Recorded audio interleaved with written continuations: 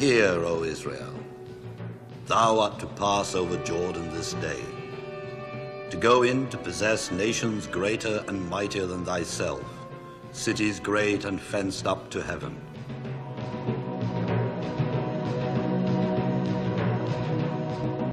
Get thee up into the land that is over against Jericho, and behold the land of Canaan, which I give unto the children of Israel for a possession.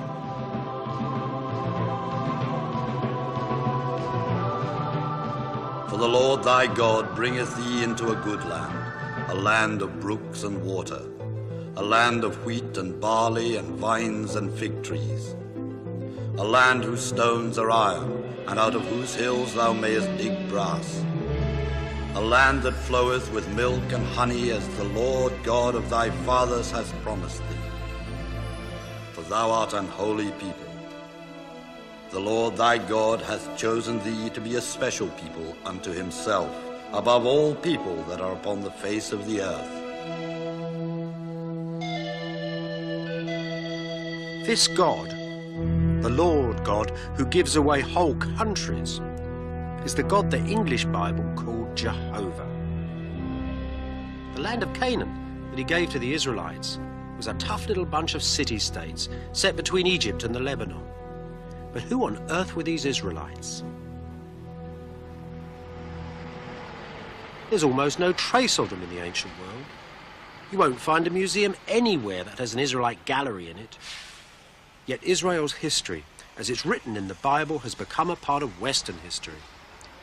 So it's hardly surprising that generations of Westerners have been tempted to return to this ancient land, to look for their beginnings. You know, just behind me is the very mountain where Satan took Jesus and tempted him with all the treasures of the earth. And Jesus said to him, "Get thee behind me, Satan." Do you believe the Bible? Can you prove it? Well, we live in a scientific age, so people often ask scientists, archaeologists that question instead of priests. As if you could somehow go out and dig up bits of the Bible and prove God. Sort of digging up God, almost. A bit of a lumber, really. And if you believe in the Bible, people just think you're preaching at them straight away. You say, "I have found a wall from the time of King Solomon," or something. It's a hopeless situation. But in actual fact, it's very important to compare scientific history and the Bible. I tell you why. Because it helps us understand something of the motives and methods of the ancient people that wrote it. And that's important for us because their ancient words have such an effect on us still. Look, just down the road from here is the town of Jericho. It's a famous town, you know, the one the trumpets blew and the walls fell down. It's the first town the Israelites conquered when they entered their promised land. They crossed the waters of Jordan. They'd escaped from slavery. They had the Ten Commandments with them. Can you think of more potent symbols for our time and place? So sometimes it can be quite good to succumb to the temptation of trying to fit the Bible and archaeology together to see if they'll match.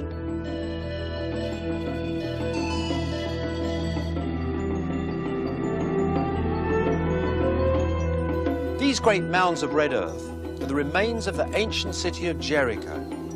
It's fascinated archaeologists for over a century now, this rich city at the edge of an oasis by the River Jordan. They've hacked at it, dug trenches through it and argued over it, and found wonderful things too. But at the end of the day, the most important thing they've given us is a good idea of how the Bible's word may or may not be trusted.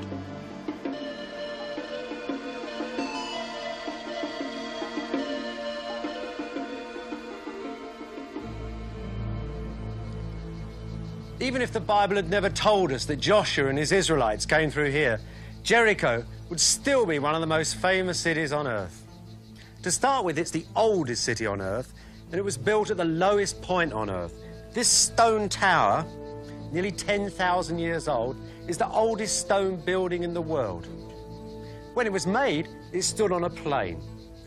All these huge mounds of earth around it, archaeological strata, represent various cities that were built up through the ages. It's actually an incredible time chart of man's progress on Earth. Somewhere in there, then, might be the dust of ancient Israel, perhaps even the Bible's characters. Joshua, Samson, David, perhaps King Solomon even, and his 1,000 wives. The archaeologists that dug out the tower continued their trench right to the outside of the city. And as they cut through the mound, they cut through the city walls of various ages, like the rings of a tree, getting ever later as it got to the edge. This is one of their walls here. One of the walls they uncovered. It's a rather unusual one, dates from about 1600 BC. See, it's got a nice, shiny plaster surface on. Now, these sort of walls came into existence just after chariots came into the area. What they were for, of course, was stopping charging chariots, because the chariots would skid on the shiny plaster and run off the wall that was at the top of them. Archaeologists were digging things like this up all over the place, but everybody was giving them different names. To some people, this was called a Hyksos wall, who were the people who attacked it. To other people, God knows, it was probably called a Joshuaite wall or a Kenite wall or an Adamite wall or any sort of a wall, usually biblical names, because the sponsors of the expeditions like that sort of thing. In 1922, the British decided to put it on a scientific foundation. The man in charge of the archaeological mandate of British Palestine, John Garstang, decided to name all of the strata in archaeological excavations after the scientific terms used in European museums. That is, Stone Age, Bronze Age and Iron Age. So that everybody from that moment on had to call their various stratas after those three things. Now, the particularly interesting point was the point at which the Bronze Age met the Iron Age, because that was about 1200 BC, and that was the point at which the Israelites were supposed to enter ancient Israel, with Joshua and everything. Now, so far, Garstang's been completely scientific, but at this point he succumbs to the temptation of reading the Bible into archaeology, and instead of looking for that joint between the Iron Age and the Bronze Age, he went looking for Joshua and the invading Israelites. Good morning, brother pilgrim, pray tell me where you're bound. Tell me where you're traveling to on this enchanted ground. My name it is bold pilgrim, to Canaan I am bound. Traveling through this wilderness on this enchanted ground. That morning, Joshua at the battle of Jericho. Oh Jericho, yes, so Jericho, glad that Joshua at the battle of Jericho, and the walls come a-tumbling down. That morning, Joshua at the battle of Jericho. Jericho, oh yes, so glad that Joshua at the battle of Jericho, and the walls come tumbling down.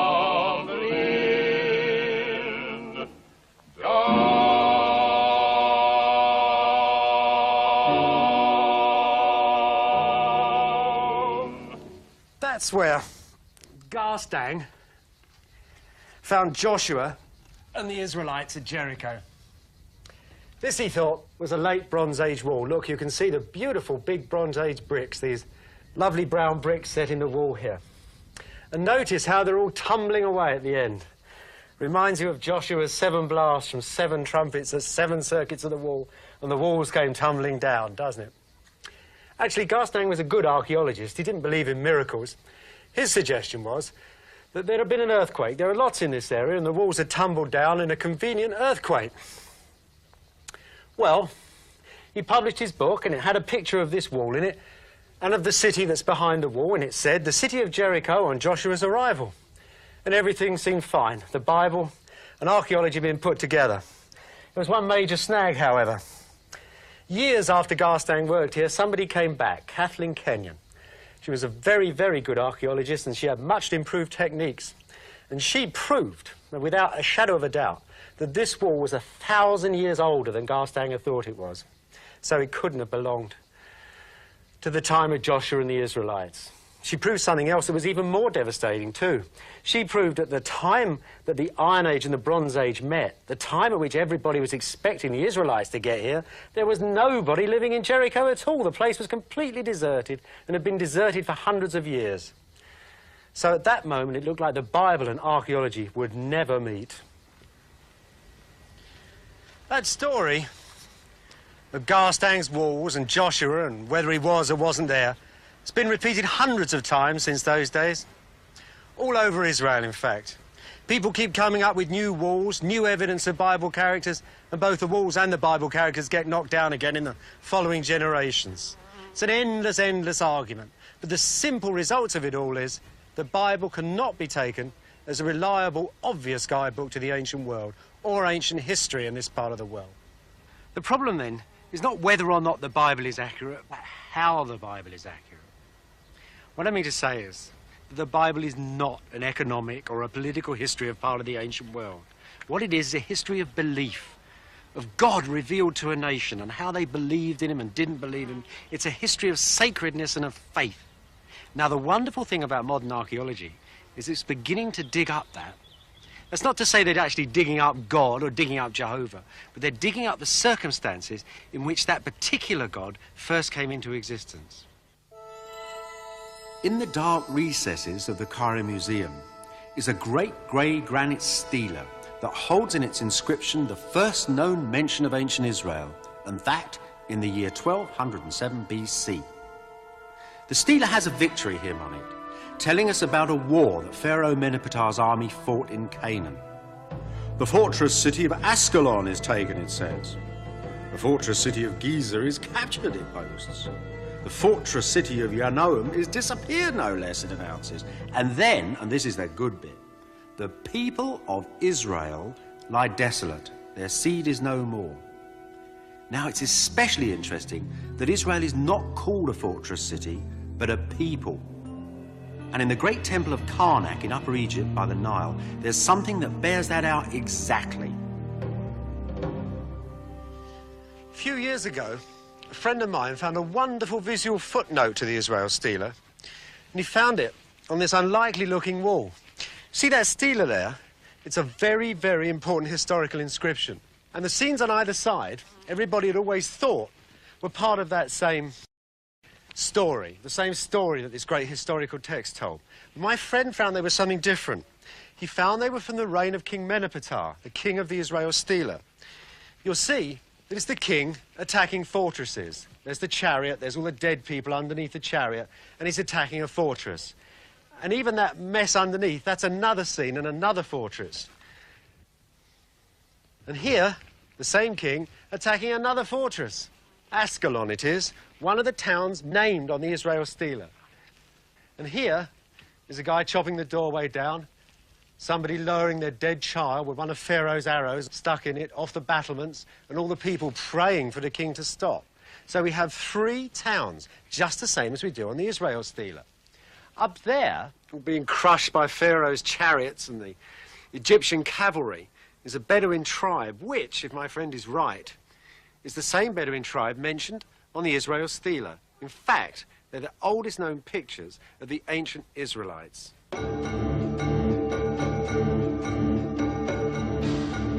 This is the ancient city of Megiddo, one of the first Canaanite cities, so the Bible tells us, that was captured by Joshua and the invading Israelites. Perhaps the same Israelites that are on that temple wall at Karnak. But you know, archaeologists working here haven't found a single trace of them.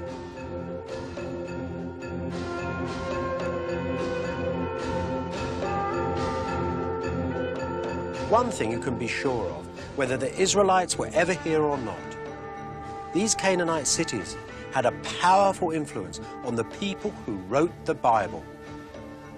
And you can see them right through Israel, right through Syria too. They're usually set on trade routes, often amidst fields of corn, sometimes by the sea. But it's the land behind, filled by peasants, the land all around these tells, that kept the little courts who lived up here in a fair degree of luxury. There's a lovely, lively little drawing of one of these Canaanite courts, and it's cut onto a slip of ivory from the tusk of a Syrian elephant. And it shows the ruler proudly sitting on his recently imported Egyptian throne, all feathers and lovely leopard's legs and things. And in front of him is all his court sitting out one by one.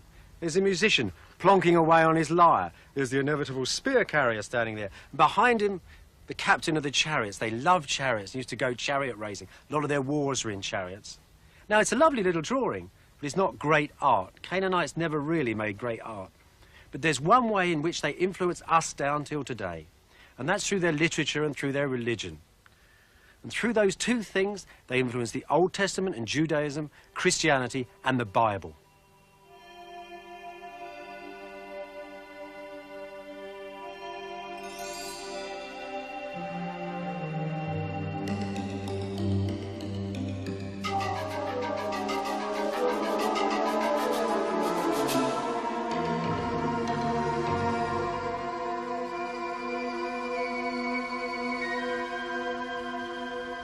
the center of all ancient cities, of course, stood the gods.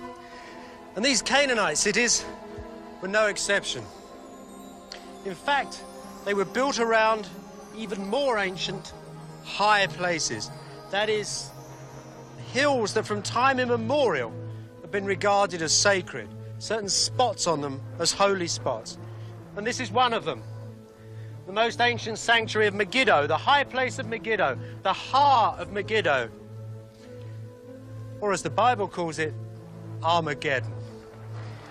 In other words, this was the theatre, perhaps the stalls, from which you could watch the end of the world.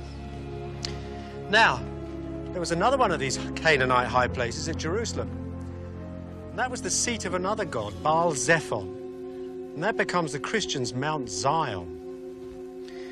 When the archaeologists were digging here, they found the top of the altar covered in burnt bones. Animals were sacrificed on this altar in great quantity and then burnt. The offering was called olah. It's where the Bible's word Holocaust comes from, a burnt offering. Now, this was put up probably about 3,000 years before Christ. Before long, Megiddo became quite a rich town, and they built this great temple behind the altar for more elaborate rituals for the gods. Consider for a moment what you've got here. You've got a place for burnt offerings. You've got the temple itself. Inside the temple would have been a place for washing, and you have its Holy of Holies. Now, these are exactly the same elements that you find in King Solomon's temple at Jerusalem, thousands of years later. That, too, had its burnt offering, it had its brazen bowl as big as the sea, and it had its Holy of Holies.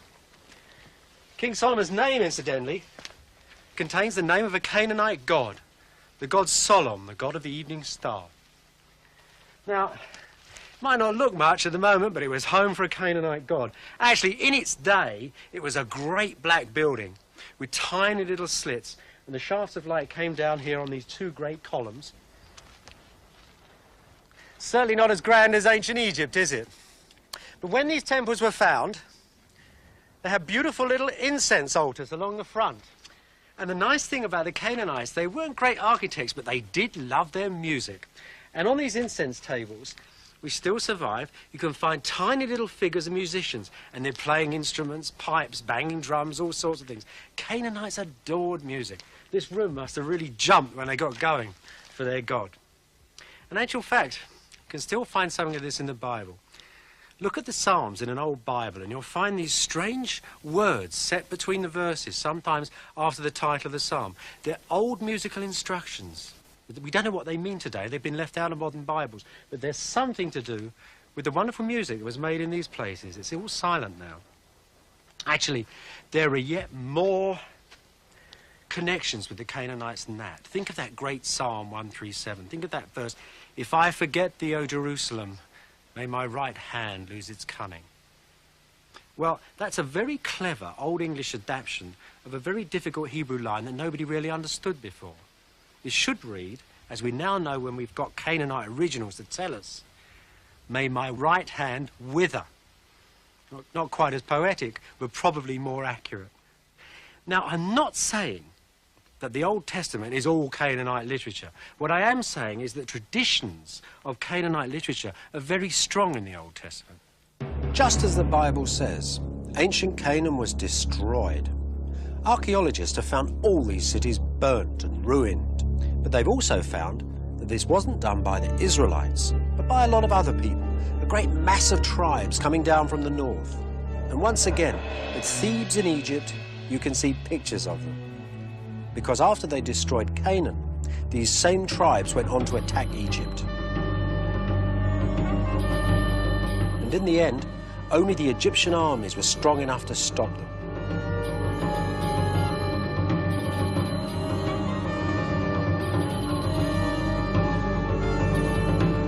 After their defeat, one of these tribes went back to Canaan and settled down along the coast. The Egyptians had called them the Peliset. The Bible knows them as the Philistines, the mortal enemies of ancient Israel. About 100 years after the Egyptians had repulsed that terrible invasion. A priest set out from Thebes to go to Lebanon, sailing right up the Mediterranean coast to buy some cedar wood for his temple. In the course of his journey, he stopped here, on the coast at Dor. Now, by this time, the Canaanites were no more. This was not the land of Canaan. The coastal area was called Philistia, our Palestine, and the Philistines lived here. Those same people who had attacked Egypt had sort of broken back like a great wave and settled along the plain, built big, strong cities.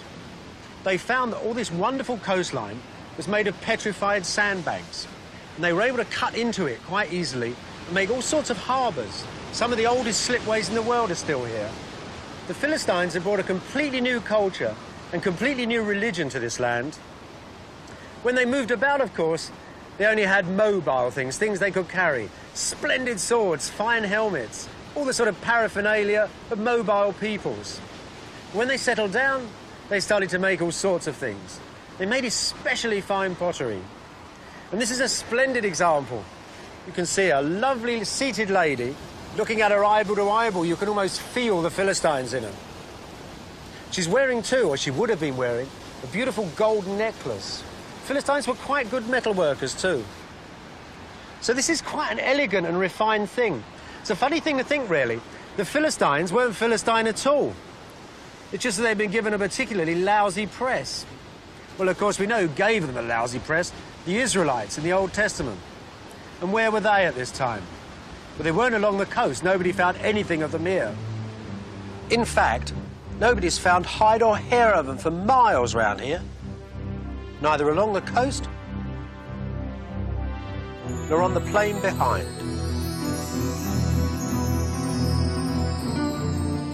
If you take the Bible's word for it, however, you can assume that they were up there in the mountains, because that's where the Bible stories of early Israel are set. David, King David, was once a shepherd boy up in these hills, and when he fought Goliath the Philistine, he took the pebbles for his sling from the bed of a mountain stream.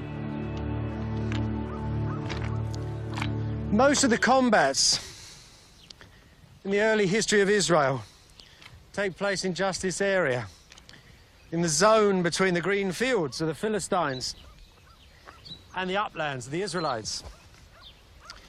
In David's stories, you can see it all very well laid out for you. Chalky mountains with caves where kings and things can hide in. Traditional crops, olives, grapes. The Bible here has painted such an accurate description of exactly what was going on in Israel at that time of history. What can archaeology tell us was happening up in the mountains at the same time? The poor people who'd moved into the mountains were obsessed with storing food. It was a very hard life. They were even obsessed with water too. These pits, in most of the big rooms of these houses, we used to store rainwater. When the archaeologists came to dig them out, they found they weren't just any old pit. To start with, they're absolutely enormous. Whoops, look at this. And it's really big. You could stand up in there, would hold enough water to see you through the summer. And these people weren't half daft either, because archaeologists soon realised that these cisterns were cut before the houses were made. In other words, the people turned up, thought, we're going to live here, God help them. They cut their cisterns, their elaborate cisterns, and then they put their little houses on top. They could read too. As the archaeologists were sieving through the dirt, they discovered tiny little fragments of Canaanite texts, so small that you couldn't even read them, but big enough to see that some of the people here at least were literate. And then, marvel upon marvels, in another site, they found a tiny little limestone tablet. Looks really miserable looking thing, actually. It's got scratches all over it. But those scratches turned out to be what is now called Paleo-Hebrew, because later on it was an alphabet that would develop into Hebrew. Incidentally, that too came from Canaan, the original form of the Hebrew language. So, to sum up, what exactly have you got here? You've got intelligent people living as settlers with an imported technology. Where do they come from, these people? Well, all the hard archaeological evidence suggests that they've been refugees from the old Canaanite cities, refugees from the invasions that were coming down the coast. From people, in fact, like the Philistines.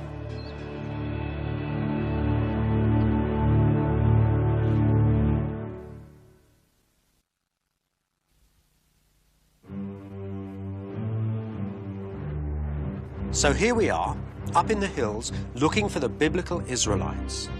And what have the archaeologists given us? Little groups of refugees living in small, open settlements.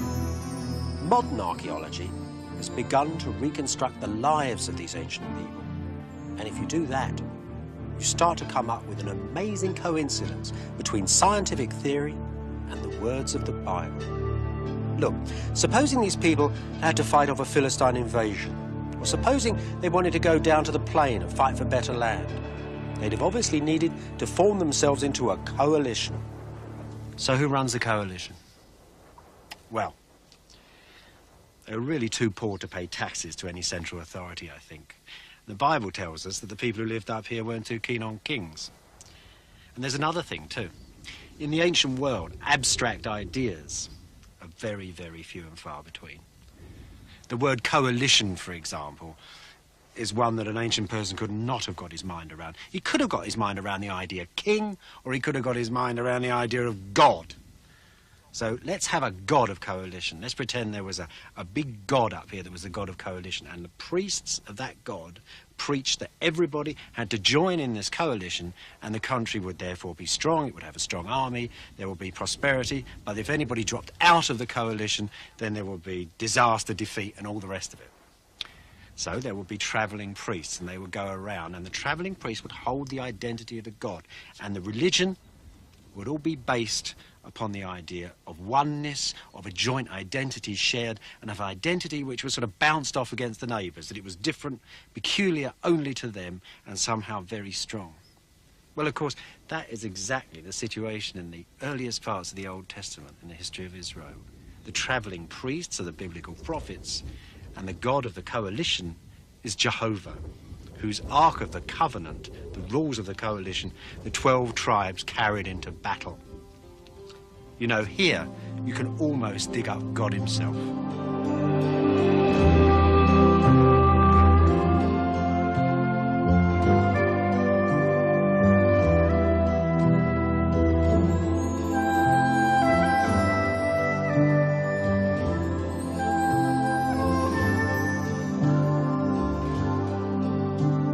Slowly, the Israelites start to emerge. This is the fortress of Arad, on the desert edge of southern Israel. Archaeologists tell us that it was continuously inhabited from about 1000 BC. That's about the time of King David in biblical history. There's a temple here too, from about the same time. Texts like this one, written in ancient Hebrew, tell us of an Israelite garrison here a few centuries later. Thousands of years after that huge Canaanite temple at Megiddo, the Israelites of Arad have made their little temple to precisely the same design. Remember that long dark room lit by narrow shafts of light and the 2 columns, where the musicians used to sing and dance? Here's a little version of it here, built by the Israelites. Here, just like at Megiddo, in the middle of the longest side of the temple, the actual altar of the sanctuary. Remember, at Megiddo, the incense tables are gone, but here in the Israelite temple, 2 of them were found. And on the top of them, they still had the burnt resin in the middle from the very last time that the great wands of smoke were sent up to God. Behind that, of course, the Holy of Holies, the high shrine. You remember, in the Bible, the prophets are always getting angry with these high stones that are set up and throwing them over for the glory of God. Well, they wouldn't have thrown these ones over, because that over there was where Jehovah himself lived.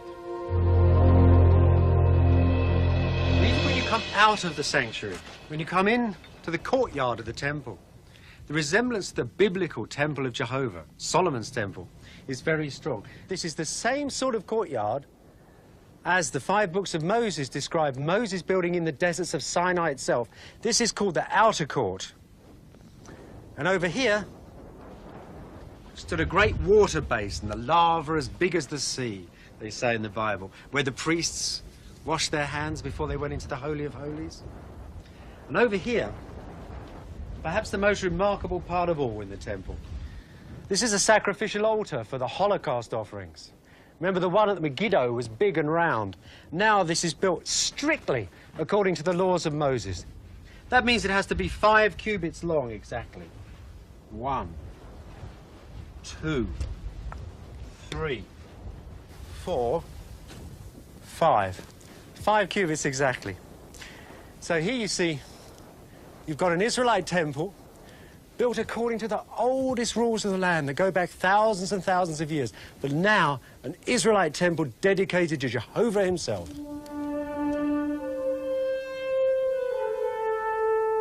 And he was quite a different kind of God. You see, other ancient gods were often gods of parts of things. You had gods of medicine and gods of mathematics, gods of life, gods of death. You could say that the science of understanding the world had consisted of dividing it up into bits and giving each bit a different name and a different god. Now, Jehovah was a God of gods, a King of kings, the Bible tells us. He was the God of everything. He was the God of the universal creation. So he was the God of the beginning, the end, of life and death, of medicine, physics, geophysics, every area of experience that you could think of. What we call religion, then, that bit in the church, that bit in the Holy of Holies, is what the ancient people would have just simply thought of as the ineffable mystery at the centre of things.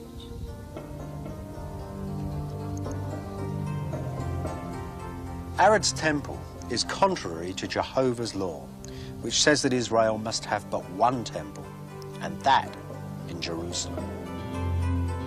The Bible says that David took Jerusalem for Israel and named it the City of David. It also tells us that David's son Solomon built a temple there, a home for Jehovah to hold the Ark of the Covenant. Yet outside the pages of the Bible, there is no evidence at all that King David or King Solomon ever lived. No record from the early days of Israel has ever been found that mentions either of their names. There is the Bible and there are myths, and there's nothing else. Yet today, archaeologists are excavating the site of the most ancient city of Jerusalem, which they are calling the City of David. Sad to say, it's not only David and Solomon that don't exist, at least they don't exist in scientific history. It's also really all of ancient Israel up until that time. Look, I'm standing in David's own city, the ancient city of Jerusalem. I can't say to you that any of these walls were made by an Israelite. They could have been made by a Bronze Age person. The culture's continuous. Even the pottery these people from the early Iron Age, who we call the Israelites, made, even their pottery is a continuation of previous traditions. There's very, very little here. And yet people so desperately want David and Solomon and glorious Israel. All this memorialization of what is really an Iron Age village is proof of that. Christians and Jews alike desperately want this place to live. All the evidence I've been giving you is really circumstantial. It's saying, look here, this is what the Bible shows you. This is how it could have been. When I first came to Jerusalem, I went to see one of the leading archaeologists here, and he asked me why I'd come. I said I'd come to find the Israelites, and we both burst out laughing because we both knew that, in fact, it was a very, very difficult thing to do. But in the end, I found them. At least I think I did. I didn't find them here in the walls, and I didn't find them in the pottery. I found them in something so obvious that I'd overlooked it. I found it in the elements that went to make up its greatest memorial, in the written word, in the ancient written word of Israel. Until a few years ago, the written Hebrew word from the time of ancient Israel, the time of Chronicles and Kings, was very thin on the ground. There were just a few ancient seals inscribed with the name of the scribe who used it. Just a few spare sentences. There was very little. Then in 1980 in Jerusalem, there was a minor miracle. Somebody actually discovered a Bible text, dug it up. And it was such a text. It was actually written, just as the prophet Jeremiah said, on sheets of silver inscribed with a pen of iron, a tiny little plaque. And here it is. It's actually a fragment of the oldest Bible text in the world. When it was found, it wasn't laid out like this. Those little cracks that run across it are the results of a very careful unrolling by the conservators. Originally, you see, it had been written on, then rolled up very tightly, and string passed through it. And it was probably worn on a child's neck.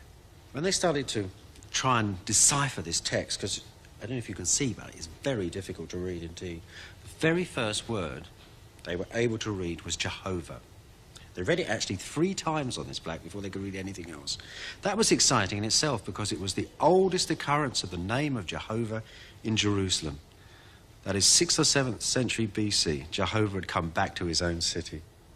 It's actually a part of the book of Numbers. It's the priestly benediction, the words that Jehovah gave Moses to give to Aaron the priest and his sons, the blessing for the children of Israel. May the Lord bless thee and keep thee. May he make his countenance shine upon thee. You know it. It's the prayer that's recited every day in churches all over the world. It's a prayer, incidentally, that my headmaster used to use at the end of every term to dismiss his boys from his school in deepest Surrey. When I told that story to the Israeli who excavated it, he laughed and said to me, yes, when he was a little boy, his father had come back from the synagogue, put his hand on his head and recited this same benediction.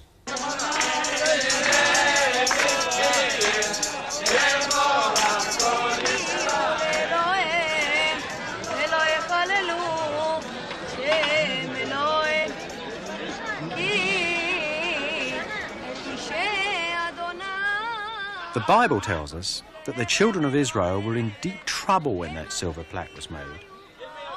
The nation was stumbling ever deeper into sin, it says. Jehovah's inexorable judgment was falling on those who broke his law. After Solomon's death, the Bible tells us, David's great kingdom had split into 2 halves. There was a southern kingdom called Judah, with its capital at Jerusalem, and a northern kingdom called Israel, with its capital at the hilltop palace of Samaria.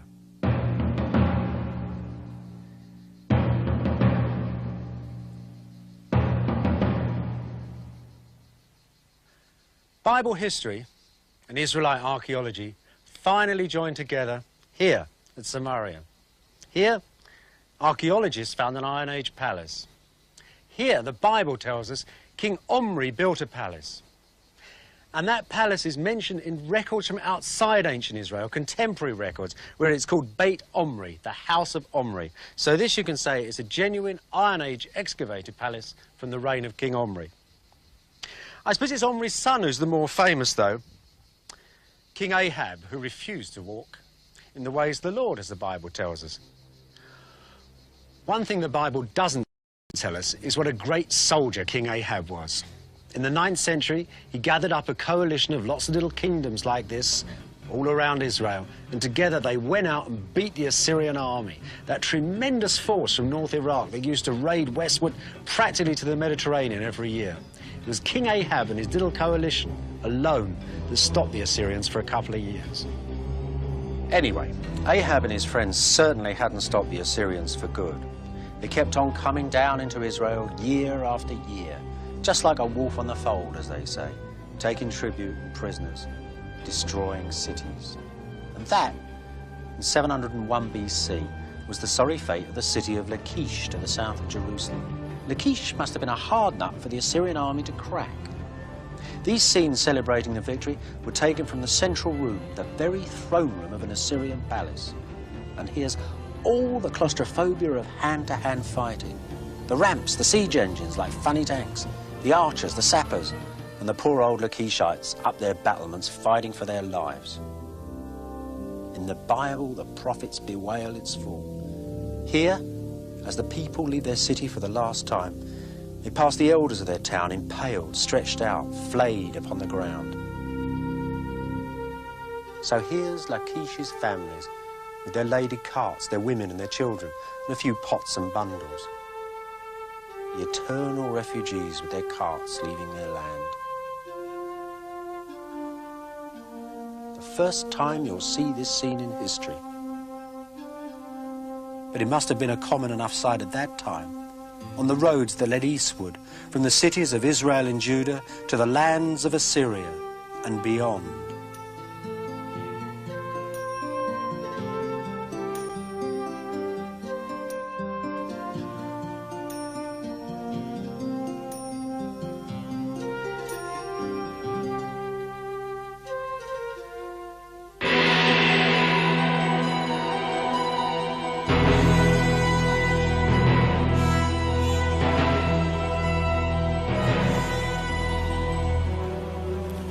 These were bad times.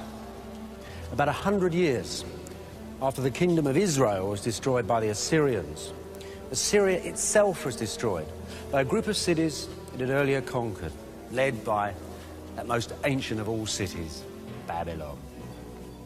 Of course, it didn't matter much to the little guys that lived around the edge. They were just dragged off in chains to Babylon rather than being dragged off in chains to Assyria. Well, about 586 BC, Jerusalem itself finally fell. The Old Testament tells us that its king Zedekiah was dragged from the city, his sons were killed, and then he was blinded. Then, of course, he would have been put in chains, along with his courtiers and his priests, the priests of the Temple of Jerusalem, the priests of Jehovah, would have been brought here and dragged down this great processional way.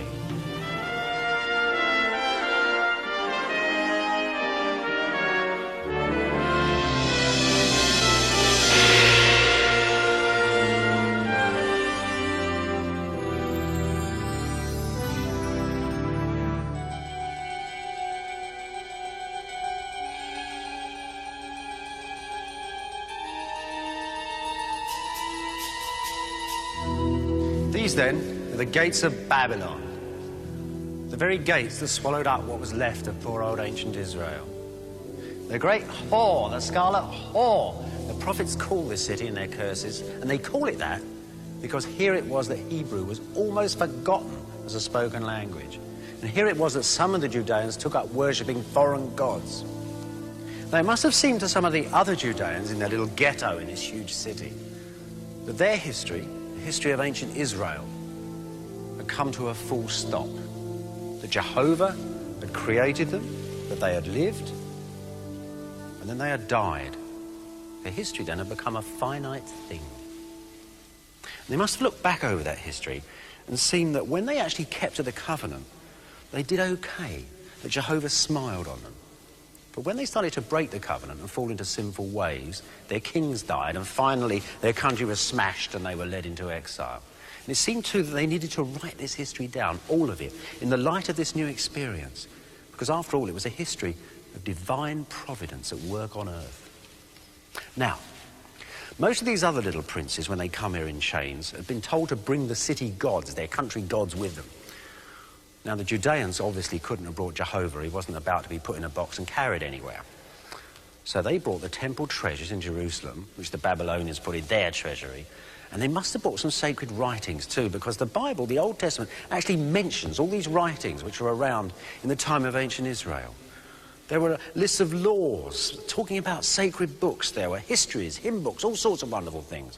This it was that they would use to make their history, the history of this country, their country, which has somehow seemed to stop.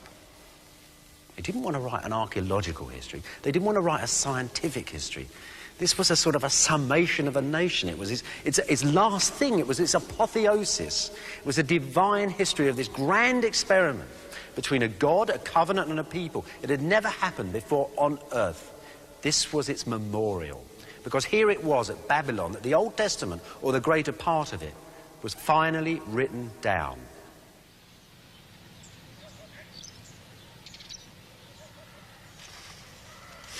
Listen to this. I sit in one of the dives on 52nd Street, uncertain and afraid. Now, listen to this. By the rivers of Babylon, there we sat down. Yea, we wept when we remembered Zion. If I forget thee, O Jerusalem, let my right hand forget her cunning. They're both, of course, poems by exiles. The last one, Psalm 137, written by an Israelite by the waters of Babylon. The other one, by W.H. Auden, English poet, September the 1st, 1939, just as the Second World War was breaking out. Now, that poem, as it goes on, the Auden poem, is full of very specific references. And you have to really know that the war is breaking out. And you have to know Auden, the young man, in a foreign country, that he's deliberately chosen to leave. There's a whole set of literary references which make the poem really hum. And the more you know about them, the more the poem hums. Psalm 137, we know so little about those Israelites by the side of the waters of Babylon, that really the references we have can only be of the most general. Now, supposing Auden's poem had been written a couple of thousand years ago, and historians were trying to, make some sense out of it, put it all together. You can just see the word dive, for example. It caused terrible problems. Archaeologists would go to New York looking for diving boards on 52nd Street. Or somebody would publish a street map of New York with a couple of graffiti that might have some special moral reference. That's the sort of condition we're into with the Bible. There is, of course, one basic condition those two poems both share, and that really is a quality of nostalgia.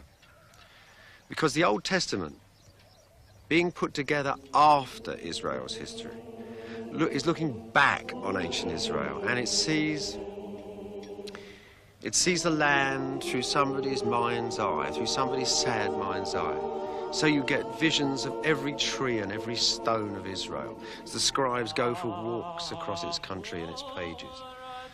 And every land purchase of Israel is delicately recorded. Every time, say, Abraham buys his burial ground from a Hittite, or Jehovah grants the land to the patriarchs, very carefully recorded. Huge genealogies to make sure that that careful recording comes right up to date. So if the exiles should return home, they would know exactly where their land was, the land they bought, the land they remembered. So, this exile has a most profound effect upon the Old Testament and its writing. They're looking back to see what went wrong with their contract with Jehovah. So they're remaking their own history. You get a slow slide. It's a tragedy from the high days when there's high morality and the slow slipping away from the covenant. And if you add that quality to the tremendous cultural contraction that must have happened in Babylon, the Jews fighting for their identity in this vast old city with lots of other little people all around them, then you get perhaps the basic ingredients of the Old Testament as you see it now.